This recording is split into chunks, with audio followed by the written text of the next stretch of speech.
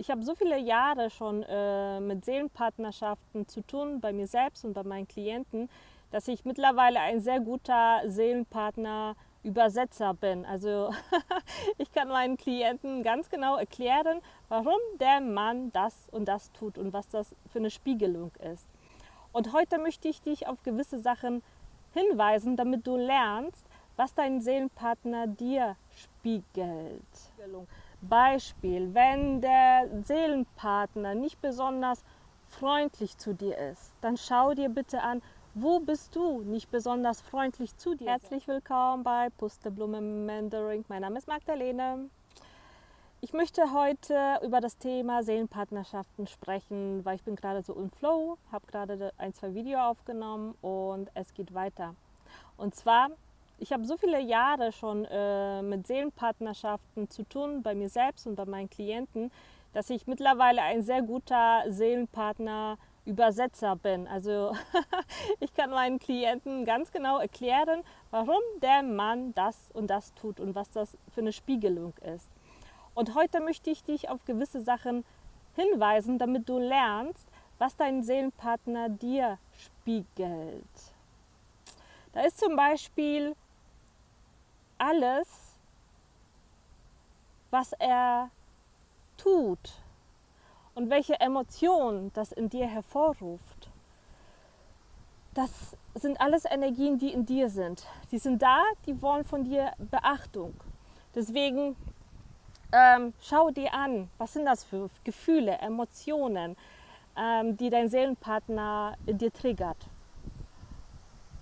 Und dann, wenn du diese Gefühle identifiziert hast, dann nimm sie an. Das sind Aspekte von dir, die angenommen werden wollen. Die wollen gesehen werden, die wollen transformiert werden. Und alleine, wenn du sie schon annimmst und in den Arm nimmst, dann sind sie gewollt. Und dann können sie sich auflösen. Das ist zum Beispiel eine Technik. Dann schau dir nochmal ganz genau, was ist das für Spiegelung. Beispiel, wenn der Seelenpartner nicht besonders freundlich zu dir ist, dann schau dir bitte an, wo bist du nicht besonders freundlich zu dir selbst.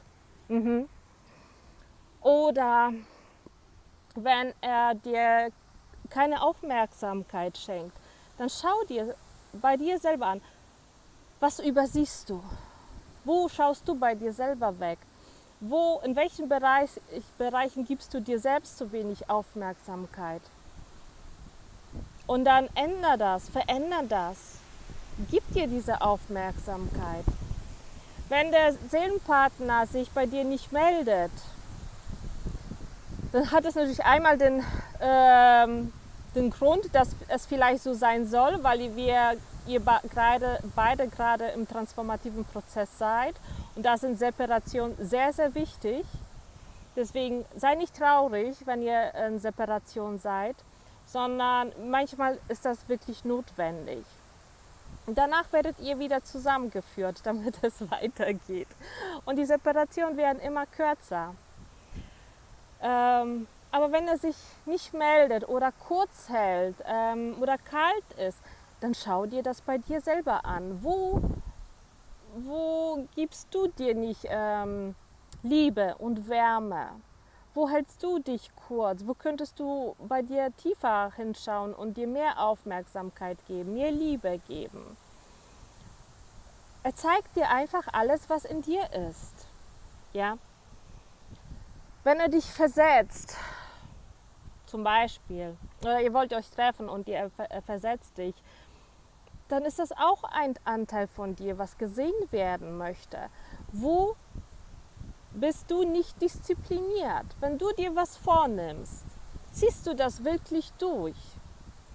Ja?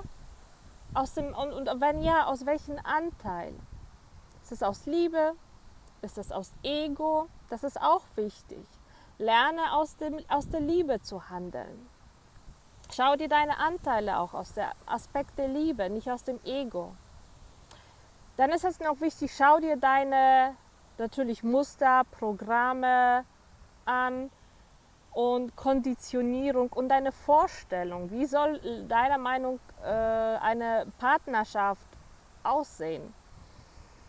Denn manchmal haben wir so Vorstellungen, weil wir das so gelernt haben aus unserem Leben von anderen Menschen oder aus Filmen. Wir haben so eine bestimmte Vorstellung, so muss das Kennenlernen laufen und eine Partnerschaft so und so und so. Ja, und dann sind da so bestimmte Programme, die wir uns zusammengebastelt haben und unser Ego, Verstand. Also wohl Ego und Verstand sind zwei verschiedene Sachen bei mir, das ist nicht das Gleiche. Aber Konzepte, wir haben so uns bestimmte Konzepte ausgedacht. So muss es laufen und dann kommt der Seelenpartner und du willst das so umsetzen, aber es funktioniert einfach nicht. Und das ist wichtig, weil dein Seelenpartner ist dafür da, um deine Konzepte zu zerstören. Ja, er ist dafür da, dass du aus deinen geistigen Gefängnissen ausbrichst. Ja, und er ist auch dafür da, dass du Sachen tust, die für dich unmoralisch sind, wo du denkst, das ist aber gegen meine Moral, das mache ich nicht, das ist nichts für mich. Aber er ist vielleicht dafür da, um dich genau aus diesem moralischen Gefängnis auszubrechen, damit du auf das Herz hörst. Deswegen, da ist es wichtig, hör immer auf dein Herz. Nicht, was du dir da so selber zusammengestrickt hast, sondern höre immer auf dein Herz. Der Weg zu den Seelenpartner geht immer über das Herz. Es geht über die Seele. Und unsere Seele ist sehr wohl in der Lage zu sagen, nein, das mache ich nicht mit, nein, das ist nicht richtig. Bedeutet nicht nur, wenn du auf das Herz hörst, dass du zu allem Ja und Amen sein oder Grenzen setzt. Nein, wenn du deine Lektion ist, Grenze zu setzen, das kannst du das aus dem Herzen machen. Nur anders, aber du agierst einfach anders, aus einer ganz anderen Energie.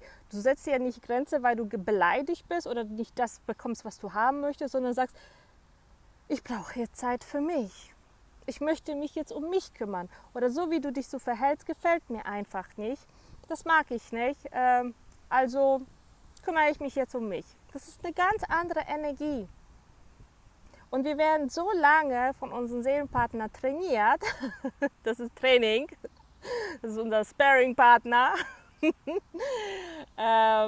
bis wir gewisse Sachen gelernt haben. Und das ist wirklich über unsere Seele, Verbindung über das Herz, Chakra. Und wenn wir auf unsere Intuition hören, auf unsere innere Führung, die uns ganz genau sagt, was wir zu tun haben und was zu lassen haben. Wenn wir auf diese Führung hören und der Führung folgen, dann verläuft das schon alles nach Plan. Und dann sind wir nicht im Schmerz. Schmerz entsteht nur, wenn wir aus dem Ego handeln. Deswegen, wenn du etwas tust und du erleidest Schmerz, Ablehnung, es tut weh, du bist traurig, dann kann sein, mit hochwahrscheinlich, dass du aus dem Ego gehandelt hast.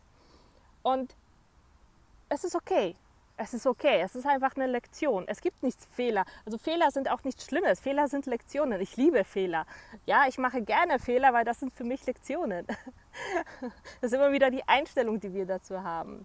Ich habe viele Fehler gemacht und sehr gut daraus gelernt.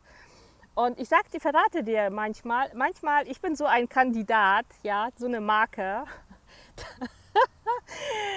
dass ich manchmal meine innere Führung gefragt habe, soll ich A tun oder soll ich das tun?